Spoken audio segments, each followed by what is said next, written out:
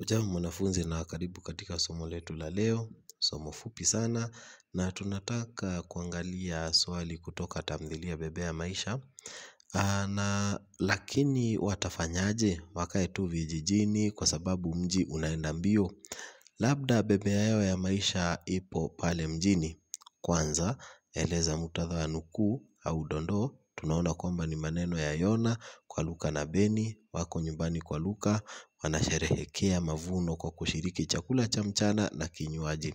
Swali la ba, pambanua mtindo katika nukuu. Na ukisikia swali la mtindo, tuna maana kwamba tunaangalia mbinu za lugha katika lile swali.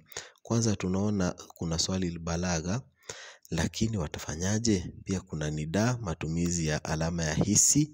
Pia tuna uhaishaji, mji unaenda mbio, personification katika Kiingereza.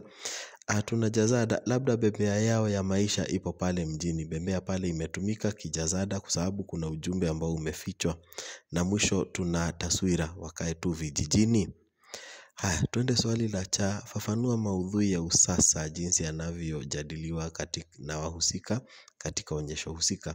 Maudhui ya usasa, kwanza tunaona watoto wa siku hizi hawajui asili yao, wanafikiri ni wazungu. Pili, jamii ya kisasa wamekengeuka, waziona mila zao kama chafu.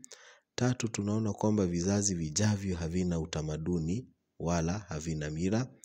Nne, watoto wao hawafahamu lugha zao za asilia, wanaongea Kiswahili na Kiingereza. Kisha hawajui tofauti kati ya mbuzi na kondoo na mbwa. Pia tunaona kwamba wazazi wanarauka asubuhi kwenda kibaruani, watoto wakiwa wamelala na jioni wanarudi wanapata pia watoto wamelala. Tuna malezi yameachiwa yaya. Pia tunaona kwamba watoto wa kike wamesoma na pengine hawana kazi, kwa mfano tukirejelea Asna. Pia tuna watoto wa kike wamekuwa warithi wa mali, tukirejelea Neema na Asna. Na pia Salome, tunaona Yona alibarikiwa na watoto wasichana, hivyo ndio watakaorithi ile mali. Pia tunaona dhamani ya mtoto wa kike imepanda na nafasi yake kupanuka. Pia tunaona watoto wa kike wanaendesha gari, kwa mfano Neema tunaona ako na kigari pale ambacho anaendea Sara pale kijijini. Pia tunaona wanafunzi wa kisasa hawanyooshwi na kiboko kama zamani. Kwa mfano Yona anasema kwamba wale watoto wa zamani hawanyooshwi na kiboko.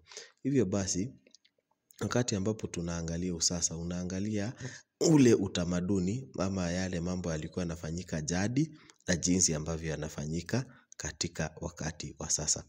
Na kwa hayo mengi, nashukuru, like na subscribe. Shukran.